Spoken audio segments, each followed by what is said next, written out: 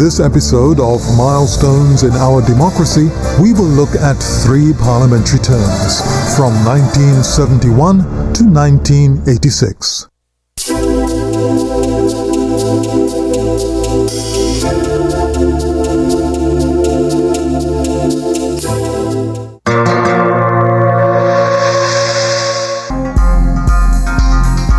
Following the Black Power riots and army mutiny of April 1970, the opposition Democratic Labour Party, DLP, moved a vote of no confidence in the government. The DLP then allied itself with former PNM Deputy Leader A.N.R. Robinson and his new movement, the Action Committee of Democratic Citizens, ACDC.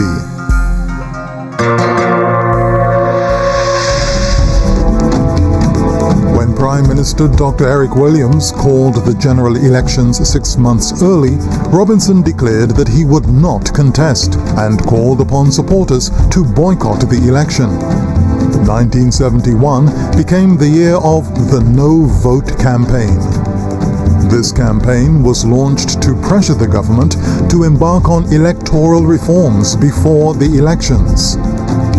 The DLP supported Robinson, but the boycott gave the PNM a landslide victory, winning all the seats in the 1971 general elections.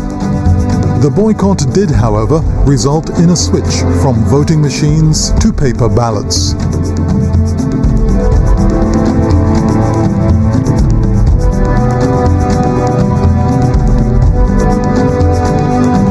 From 1971 to 1976, Dr. Eric Williams led a government without an opposition. Without an opposition in Parliament, there were no alternate views, and a void in the consultation that the Constitution provided for between government and opposition. Despite its dominance, the PNM faced some internal challenges. Dr. Eric Williams and Carl Hudson Phillips were engaged in a heated public exchange. Hudson Phillips resigned as deputy chairman of the party and from the cabinet. On September 28, 1973, at the 15th annual PNM Party Convention, a frustrated Williams announced that he would not seek re-election as political leader. On December 2nd, a PNM delegation asked Williams to continue in office until the necessary steps were taken to implement a new constitution for Trinidad and Tobago. Williams returned as political leader, but stated, "Your resolution that I continue in office will disrupt my plans and interrupt my personal work."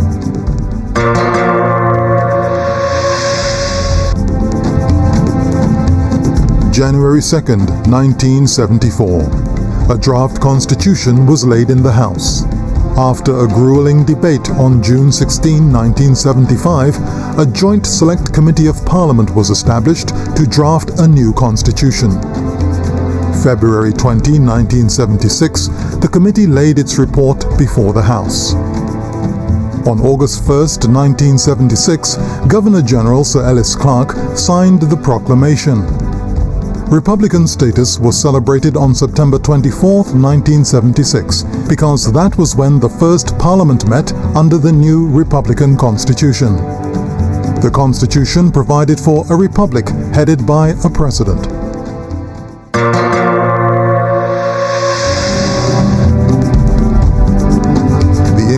In oil prices and a constitutional reform provided the base for a strong economy and a strong government. Under no term of government was the level of strike activity higher than from 1971 to 1976. This resulted in the PNM passing the Industrial Relations Act in 1972, which gave the unions the right to strike. George Weeks, Joe Young, and Rafiq Shah were among the noted activists, and Basdeo Panday emerged as a union leader. On February 18, 1975, the United Labour Front was formed at a rally of the radical trade unions, a march for peace, bread, and justice. It was dubbed Bloody Tuesday. By March 28, 1976, The ULF was launched as a political party. After the 1971 elections with its boycott, on September 13, 1976, the first proper elections in 10 years were held.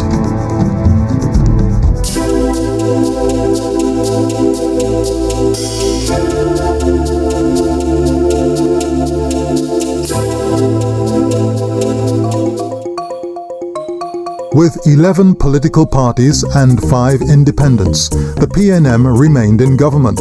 The ULF displaced the DLP and formed the new opposition with 10 seats.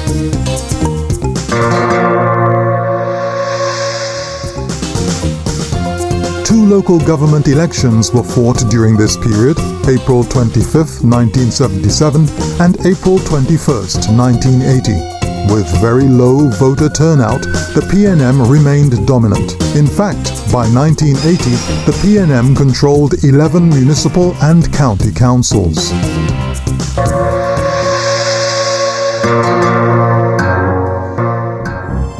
1976 to 1981 was a period of remarkable economic transformation. Between 1970 and 1980, the price of oil per barrel rose over 22 times, from US $1.30 to US $28.70. Government revenue rose about 20 times, from over 300 million to over 6 billion. The GDP rose over two-thirds, and in his 1978 budget speech, Williams declared, "The Trinidad and Tobago government is a billionaire." Along with increased revenues, government expenditure rose. As government took on an expanded role in the economy, the most significant area of investment was in an industrial program concentrated in the Point Lisas estate in central Trinidad. Overall, it was a time when the material standard of living rose. Unemployment fell to a record low of 9.9%. Along with the general prosperity, the population became extravagant.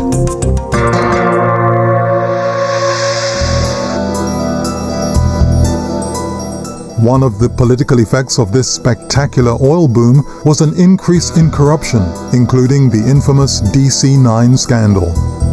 On the opposition benches, the newly formed ULF suffered from bitter infighting. Between 1977 and 1978, it changed its nominee for leader of the opposition from Panday to Shah and then back to Panday. On the government side, Hector McLean, the MP for Aruca and Minister of Works, Transport and Communications, crossed the floor to the opposition benches. He was responding to Williams compelling each MP to sign an undated resignation letter addressed to the Speaker of the House of Representatives. Disruption in the PNM also occurred when Carl Hudson Phillips and Ferdy Ferreira were suspended for publicly criticizing Williams. April 19, 1980. Hudson Phillips launched the Organization for National Reconstruction, ONR. Attacks on corruption and inefficiency were among the ONR's strongest platforms. Hudson Phillips was formally expelled from the PNM.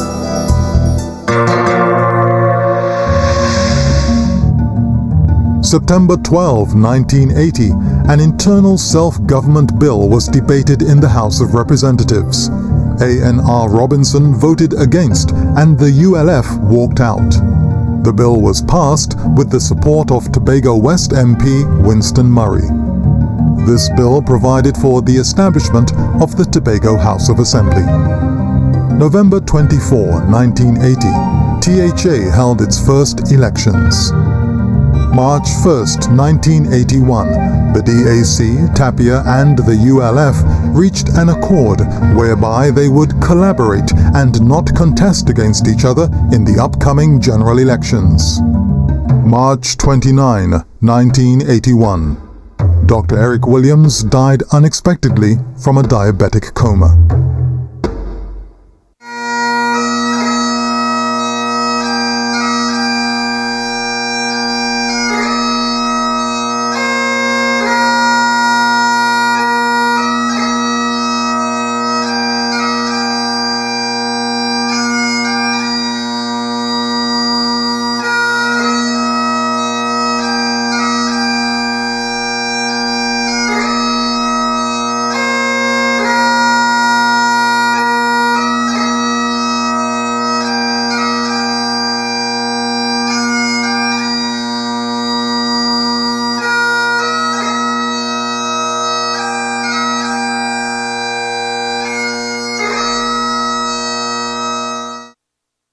After meeting with PNM Party Chairman Francis Pravat and the three deputy leaders, President Sir Ellis Clarke appointed George Chambers as Williams's successor.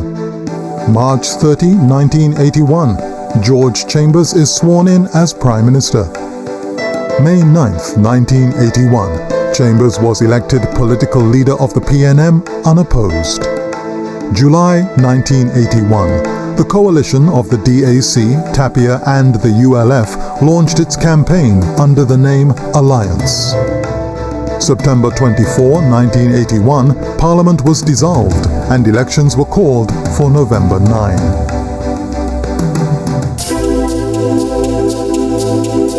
In the 1981 elections, 11 parties and 2 independents contested. Surprisingly, the ONR did not capture any seats. The PNM secured its largest majority ever with 26 seats, and the ULF formed the opposition again with 8 seats.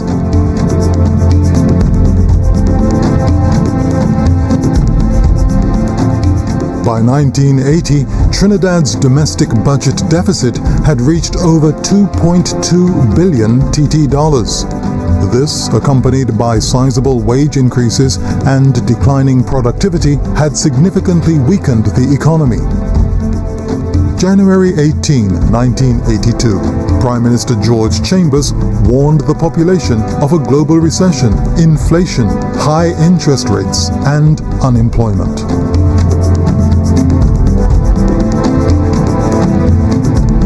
In 1984, Chambers continued to appeal to the population to cut back on consumer spending.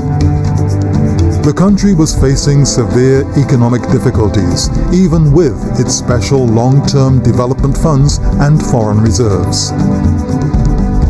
Between 1974 and 1979, almost 3.5 billion TT dollars had been withdrawn from the special funds, and by 1983, withdrawals reached a total of over 11.5 billion TT dollars. Despite the rise in the price of oil, by 1983, government revenues had dropped abruptly because of the decline in crude production. From 1981 to 1983, the government had increased direct taxation on individuals, helping to maintain revenue levels. However, in 1982, the deficit reached almost 2.7 billion TT dollars. 68% of the current expenditure went to wages and salaries due to the government conceding to the demands of some 52,000 public servants.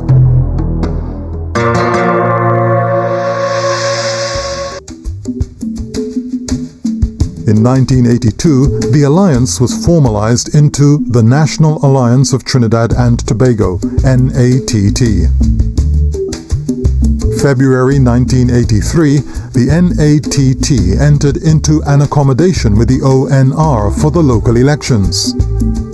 May 10, 1983, leader of the opposition Basdeo Pandey appointed Carl Hudson Phillips as an opposition senator. In the August 8, 1983 local elections, the ONR contested 65 seats and the NATT 47.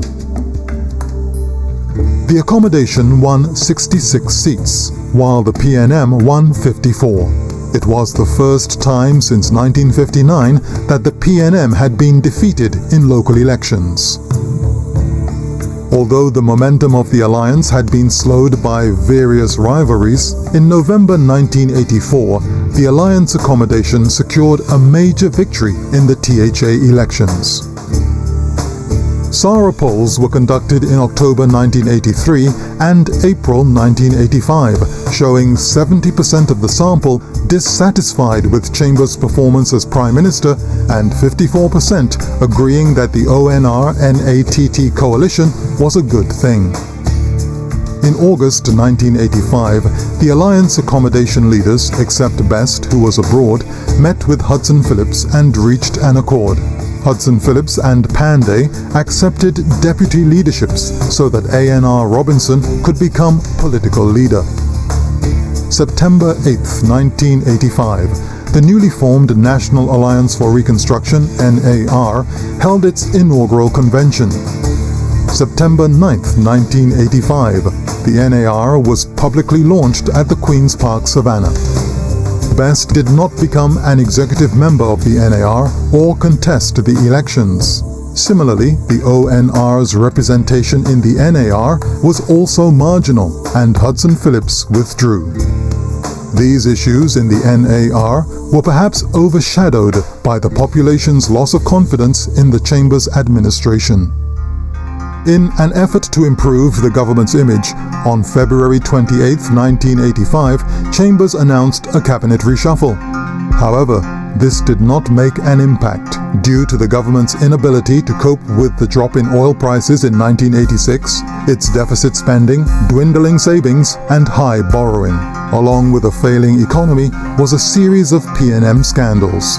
To protest government's lack of accountability, by December 1985, opposition Senator Lincoln Myers conducted a 40-day dawn-till-dusk fast on the steps of the Hall of Justice. November 9, 1986, the P&M presented its manifesto and its electoral candidates and announced the date of the elections as December 15, 1986. On December 13, the NAR made history with its final campaign rally, attracting the largest crowd ever to Woodford Square. And Tobago was being swept away by the tide of the NAR in the face of a very heated election campaign. On December 13, the NAR made history with its final campaign rally, attracting the largest crowd ever to Woodford Square.